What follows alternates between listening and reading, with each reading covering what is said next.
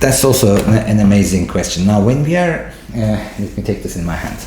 Now, when we are talking about facelifts, there are two ways of explaining it. About the area, yeah, like the upper face, middle face, lower face, or about the depth. Now, in an old patient, I have to do all these three areas together. So I have to do the upper facelift, I have to do the middle facelift, and I have to do the neck lifting. Yeah?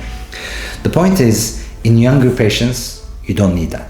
So the sagging, first of all, starts with the middle part of the face. So in the jowling, in the mid-face, in the nasolabial folds, and a little bit about the upper neck. So if a patient comes to me who doesn't have any problem with the upper face and the neck, I would do just a mini facelift. Now, mini facelift incorporates an incision in the hair and in the ears, which would sort out the lateral eye, the cheekbones, nasolabials, and the jaw. That's more than enough.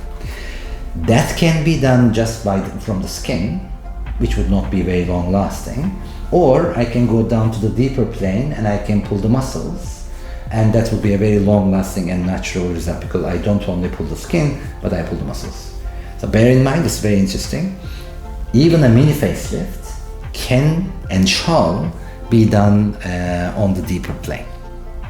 Now, a bit older patients, let's say at the age of 45, a mini facelift will be enough. An hour operation, that's it. If the patient is slightly older, then we will start seeing the problems in the neck. Then we come to the second grade. The second grade incorporates the mini facelift and the neck lift. You can say it, you can call it as a lower facelift.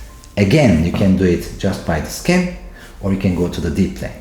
Of course, it has to be a face and neck lifting on the deep plane. So I have to go below the neck muscle and pull the muscles up.